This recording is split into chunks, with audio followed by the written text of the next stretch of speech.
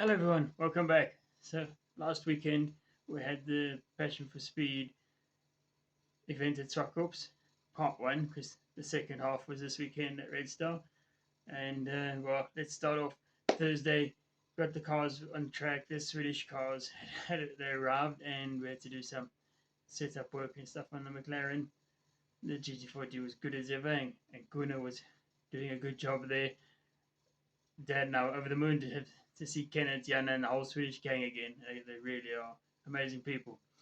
So we started off Thursday was sorting that, and then I had to get familiar with a new car to me, which is that 1968 Chev Camaro Trans Am car, which has a wonderful history, and up to race in the big V8 race on the weekend, which that along with the 45-minute Tourist Trophy race are the premier events on the day. So I had some learning to do. Amazing car, actually. Got quite a wonderful history.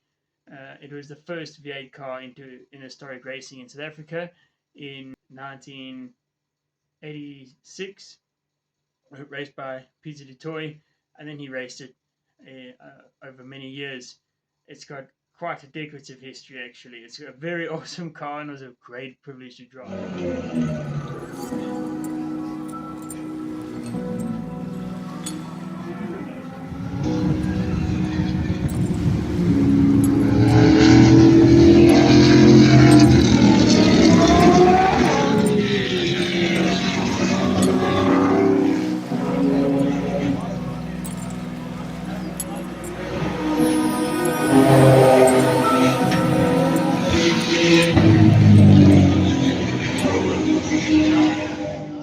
Friday came, and we got to the track quite early on.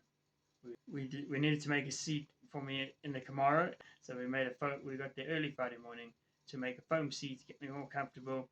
I had one practice session on Thursday, so we were aiming to do at least one before qualifying in the Camaro, and then later on in the day we had qualifying for the historic single-seaters, of which my dad, myself, and Rory Wilson in my godfather's car it's just been finished. We were all racing in that as well. So it was a busy day.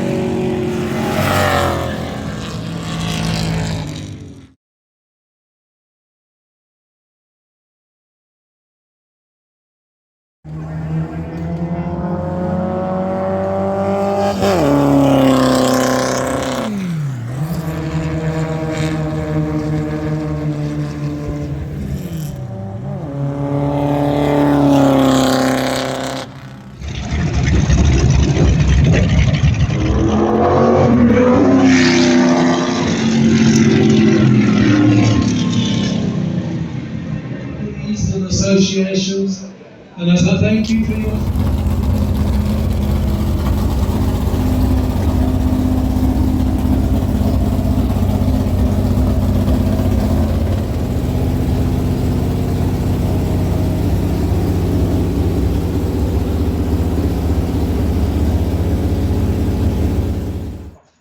Very busy day. Very busy day. I did one session in the Camaro before qualifying, and then I got out and went straight to the Swedes and made sure their cars were ready. And between Dad and I, we made sure they were ready. I would then run back, and Dad was meant to be testing the Tasman, but he stuck me in it, so I ended up doing 2 practice sessions in that car, which is very cool. It's actually it goes around the corner way better than the Capital. And so did the 2 practice sessions, helped the Swedes with theirs, and then came the first up of our group of qualifying was the Camaro.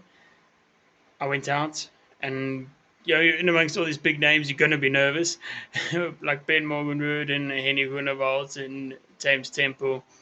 All these big names. It was daunting, and managed to eventually get a gap to everyone, and I got some decent laps in. I managed to put the car 8th on the grid, but unfortunately the mechanical problem which halted the car from qualifying, and we were not able to fix it overnight. So I was out, and that was quite a blow, quite sad. But these things happen. This is racing.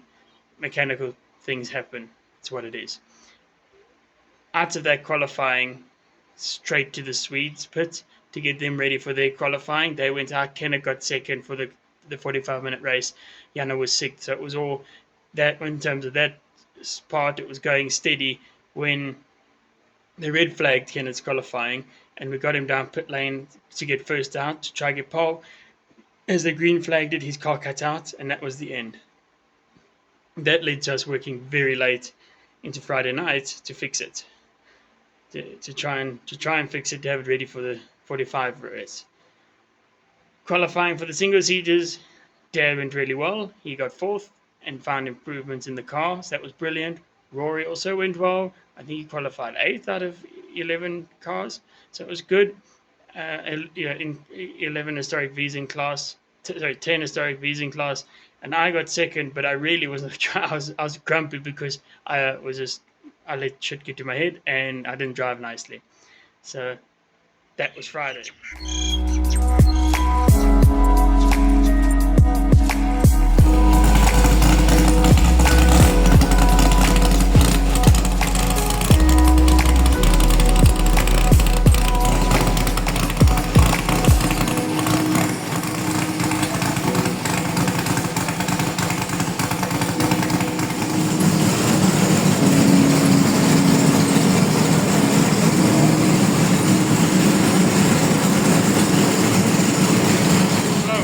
Welcome to race day at Passion for Speed. It's been 3 days so far. I was due to race a Camaro in the V8 race, but unfortunately the clutch backed up yesterday in qualifying after qualifying 8th, and I'm quite disappointed.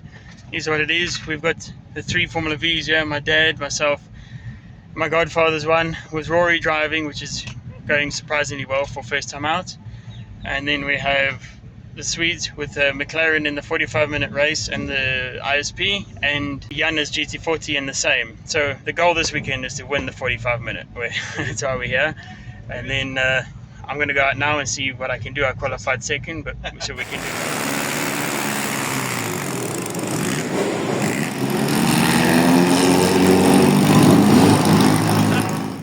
that. We go to 5 seconds and lights will go on.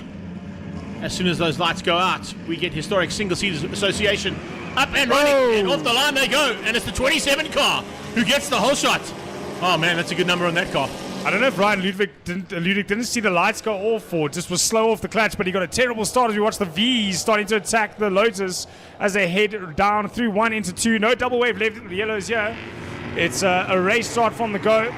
Ooh, the V's getting very close together. Yeah. There. A little bit of that was Michael Kernick, by the way, in the 38 special, diving on the inside, trying to find a way through early on, and didn't quite make it stick, but definitely looking for an early opportunity as the track now opens up. You can see out front, it's the 27 car, which unfortunately we don't have on our entry list at all. So I'm not quite sure who that is. Maybe Paulie can give it to us on the screen, but a little bit of issues there for the man on pole position, as you said, Ryan Ludick, who didn't quite get it 100% perfect off the line. Jody Morrison at the back there, that's a Cobra T Formula V 1973 machine running in sort of JPS Lotus colours. From the early 70s, Exactly. so it does work out well. There's another car liveried in the colours of the past. That's the Lotus colours, the yellow, the iconic yellow stripe up the nose. As we look at the rest of the V's come through, that was 87. That's Alan Kernick. So making this a family affair in the Formula V class. Alan Kernick making his way through in the Class D Tasman 88 Formula V. Yeah. Down on the brakes they go. He's being pushed hard by the 26. Again, another car we don't have. Ford of his. Yeah, he's driving the helmet paint very similar to the late great Chris Clark, who used to kick around here in an old Formula Ford. Yep. Something he loved doing, and something he loved coming to this event. Down the inside, they were full send on the Lotus. It looked like one of our Fords managed to get past. I one think of that the was Lotuses Richardson there. actually. I think it was Richardson is back on track, so he's starting to make up some ground now and make up some lost ground having going to the pit lane. It is. Yes, it is. Richardson Yeah. making another move down the inside. Through there on Michael Kernick in the 38 special. You mentioned the fact the Lotus colours, also nice to pick up on that. It's nice to sort of chat about the fact that in the day, and there's Dovey. Dovey's back on track as well, just in the background. Just behind this Formula V, just picked up on the fact that they got him back on circuit. But just going back to those colours there, the green with the yellow stripe, very much Lotus racing colours was the sort of green colours with the yellow stripe down the middle. Colin Clay showing us a great example of that Lotus 23 of his. But if you look through the field as well, there's also a Porsche. The Alva Porsche Mark II runs very similar colours to it, so running in Lotus-style colours of the day. And of course, there were a whole bunch of famous racing colours that were put onto circuits around the world, mainly the one that we're talking about right now. And you can see 3 examples of that exact option is the Lotus colours there of the green and yellow. I think we just saw that Porsche get reshot as well as Kernick lost another place. There's that 99. We saw it being pushed back as Josh Dovey. He's back out on circuit and making his way up through the field, hard on the brakes. So the two Lotuses going at it to hammer and tong. 3 of them actually having a go at each other there through turn 4, 5, and 6. But it's Michael Kernick, the 38, just behind them, just trying to stay out of the way and not get involved in that trouble, and maybe pick up on the pieces as they go through this historic single-seater race. And you can see just how hard he's pushing, because the 51 car there is Ron Lydiard coming through there as well in a Lotus 51A.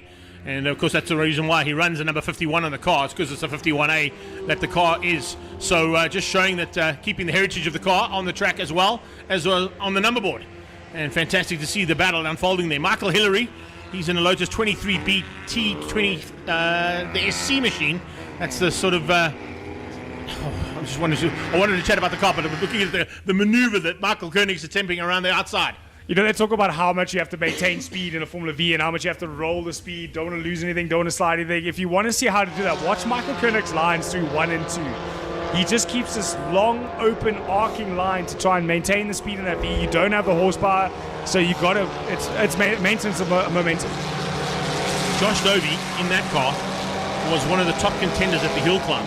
Should have the pace to run to the front end, and of course was on second position on the grid. So when he rolled out and it didn't work out according to plan and they had to roll him back into pit lane, he's lost a lap. So he's got to basically make up an entire lap and then do it again if he wants to be in contention. So I think he's going to just be out there for experience. Oh, out of shape. That's the 51, I think. I think that might have been Lydiard. Yeah. No, it's not. It's the 62. It's Hillary. It's Hillary who spun out there. Yeah, I think it was Lydiard actually still on the anchors hard in front of Kernick. Kernick had to take avoiding action, had to not run underneath the back of that car. But it was all to slow down and keep an eye at, keep distance from the spinner we saw there in turn 6. But cars at the time, difficult to drive, and no electronic aids in any of these. Absolutely nothing. Absolutely nothing here from the day. And in its time, the Formula Vs basically were up to, I think, also 40 or 50 cars on a grid at one point in time. The sort of, when I first started going to Kyalami, there were at least 30 or 40 cars on the grid in the 80s. So before that, there were even more. And it just shows you that.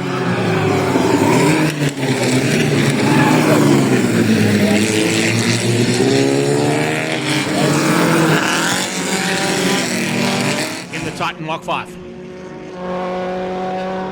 Oh, last lap battle here before they get to the Rally Wax V87. That is Alan Kernick. like I say, family occasion here in single seaters. We've got Alan, Steve, and Michael out there on the grid. There's the flag waves. That's the.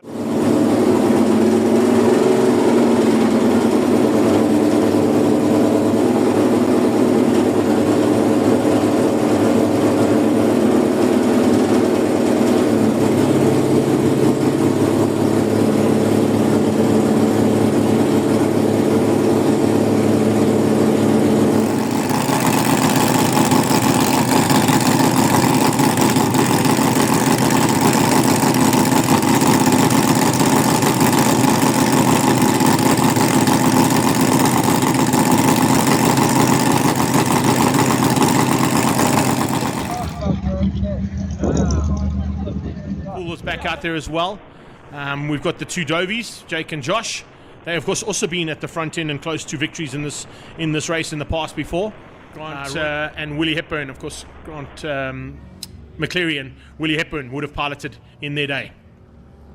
Kenneth Passon has not won this, and I'm sure he would love that. You can see his teammate there from South Africa, Michael Kernick, on the wall, just having a final look over that McLaren. Will he be able to come through and potentially put it at the front end? He's certainly got the car to do that. De Toy's waving.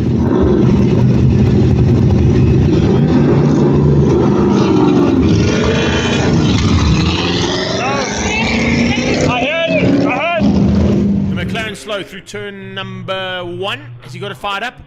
I think it was just getting it fired up. Try and get it started. Yeah, that McLaren is not going anywhere. Alongside him should be Passon, but unfortunately the McLaren has gone missing. And as they head down towards turn at number 1, Lombard slots into third place, followed through by the rest of this pack. They all have to maintain station, and that must be exceptionally difficult for De Toy to be waiting at the back end there and having to wait until he can get the hammer down and try and close things down. There is the stricken McLaren on the inside. Unfortunately, didn't even get to start the race. He made up about 400 meters and then pulled to the sideline. Yeah, out the pits, back to the start-finish line, and that was it. Didn't make it outside of turn 1, but it's James Temple already got the hammer down and building a lead early on. We've got a couple of tasks further back. There's the K80 Estates E36 standing group in, getting past the AC Cobra into turn 4, so a little bit of turn of pace there from that BMW. It's the 2-9 cars, by the way. Ryan French are also making a welcome return to South African soil and getting into the AC Cobra Coupe. Now as they head down into turn 8, but the AC Cobra isn't done yet. Looking down the inside, looking for a way past. Yeah, we are, but unfortunately, if it is a terminal one, you have to pit. Yeah, sure. So that pit stop will be a terminal one. So I don't think it's going to be a cause. If he does come back out again, there's a potential that he might have to stop again. Yeah, that was the question I was asking. Does he have to stop again or just take the penalty because he's coming in? Stop that machine. But he's parked on the sideline, and we've got yellow flags just to warn the drivers. There is Jan Kling. He's into pit lane. That's what an original GD40 looks like, by the way. Let's maybe have a quick chat to him if we can. Oh, no, we're not going to. I see it doesn't come with a drinks holder for his bottle of water, unfortunately. No. That only came out in the factory cars.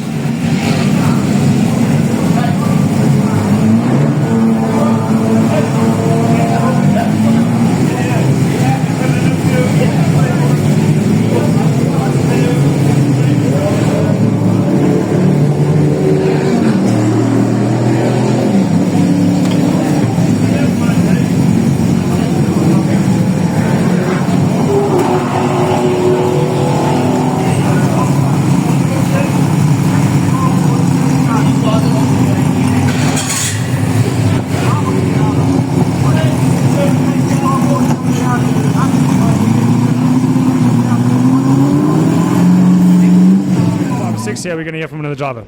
Kenneth Pearson, let's find out exactly what went wrong. So what happened? What's happened was the fuel pump shut off in the start. Just shut off. So no fuel, no race. That's racing. And as you roll off, boom. Suddenly no more go.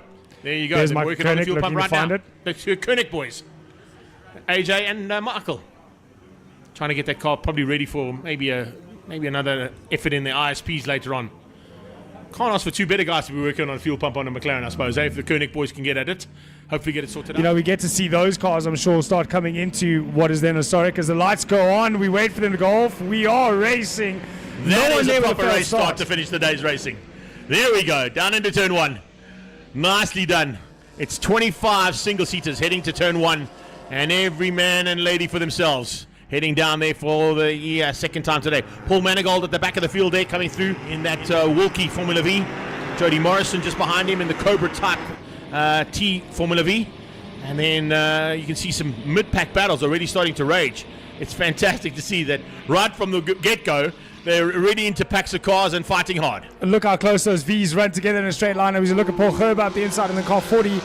He's looking to get that move done through turn 4. I'm sure he's got it done already as we go back to this battle of V's. They almost nose under gearbox through turn 4 up towards turn 5. It's Kernick under pressure. Beecher's putting the pressure on him. Tony Beecher right on the tailpiece of that balls up machine, and you can see just how hard they're pushing. So Richardson into 3rd, it's Gerber to 4th, Hillary drops down to 5. Behind him comes the 27 car of Ben van der Westhuizen.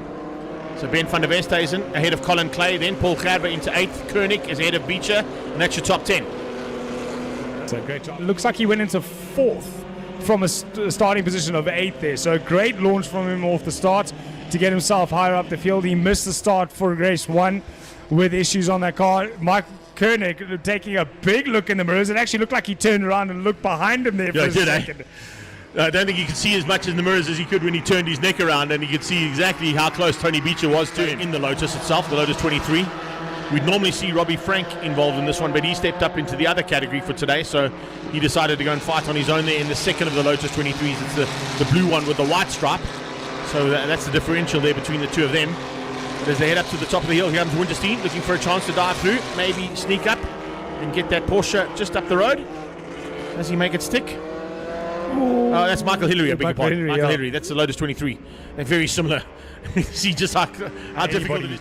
Except these aftermarket subsidiaries that go ahead and reproduce what they need to keep these cars running. It's not a car that's any form of manufacturing, but we say that. Look how they throw them around. Michael Kernick having to defend massively into turn 2. It's V versus V on.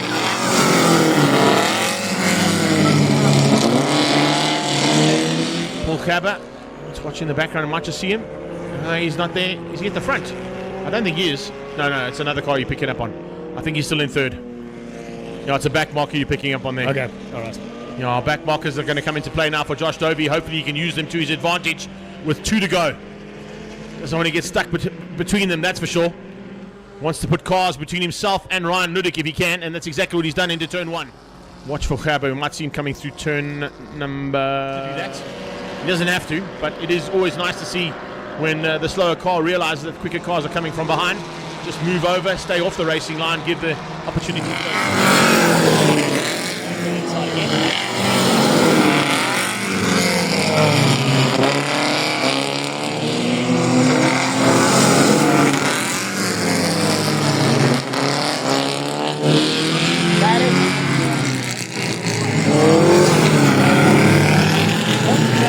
Josh Dovey ahead of Ryan Ludick, Paul Richardson and Ben van der Westhuizen with Des Hillary and Steve Fenter. That's Class A for the win, and then C's for the next 5 positions on track. Class E was taken by Colin Clay in his Lotus 23. He wins out ahead of Michael Kernick, who takes the victory in Class D ahead of Tony Beecher.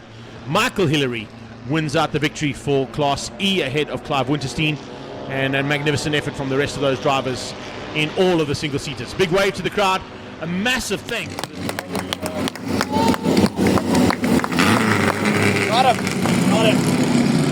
to the final stages, and there you can see down at turn 2 Alan Mayer and a whole bunch of the other drivers involved in today's racing, giving them a final send-off there, and a wave to all of the single-seater drivers. Awesome to see the support that is given on the sideline from competitors and rivals alike. And Steve Kernick there as well, by the looks of things. Yeah, he would have been loving life, enjoying to see the Kernick. But then it was race day.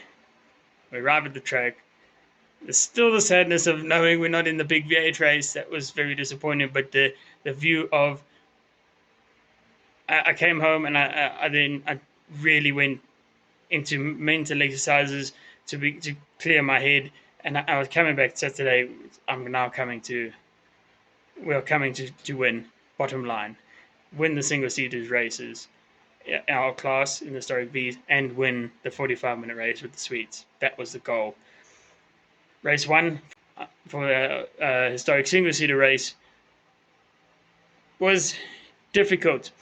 Dad had a good run, and he managed to finish fourth. He was third most race, and then got beaten to the line. Happens. I buggered my start up, but still maintained second, and then got fouled up between some slower loads of 23s and Formula Fords, which messed me around for 3 laps. So I was a bit frustrated, and then I managed to fix that problem, and then go and try a set about catching Tony, who was driving very well and outdrove me. I managed to get quickest lap in class of the race, so I was happy with that, and the quickest I'd ever been in that car around the track, which was to my surprise. But yeah, second was on the cards for me. That happens. That's racing. Yeah, disappointment we didn't win. But Tony drove better than me, so credit to him. In the 45-minute race, Kenneth lined up on the grid. Kenneth and he and Jana, and we got a strategy. We were all ready for this. This was the highlights. We even didn't do a sprint race to save the cars for the 45, and went out. And as Kenneth pulled off the grid, the car died, and that was the end of that. And they towed him off at turn 2, and that was sadly the end of our 45-minute attack.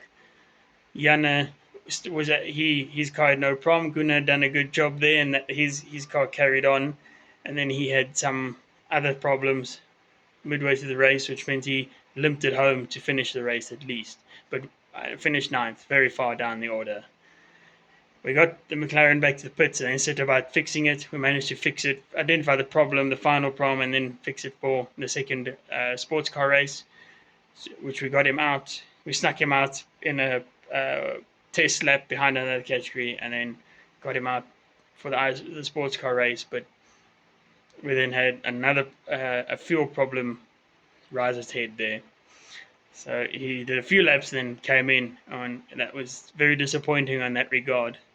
And at the end of the day, it was the single-seater race, so we were back out in the historic V class. After Rory having trouble in the first race and not finishing, Dad, while I was busy on the Swedes, Dad got his car together, and he was back on the grid. Dad had a really good second heat, managed to come third, brilliant. Rory had a good one, he managed to finish. I think he finished about 7th or 8th. So that was really, really cracker. Myself and Tony ended up in a race-long battle. It was so exciting and very close. He was applying pressure all the time. There was no time to rest, and many times I looked in my mirror, I didn't see him. I thought, oh, bugger, where's this guy?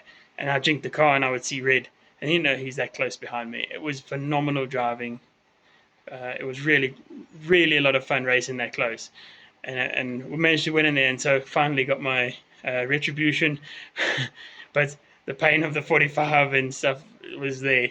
But I was chuffed to at least have a little bit of retribution. But it was really nice, really good race, very close.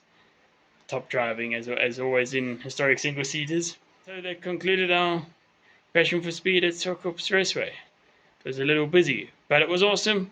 It was fantastic as always.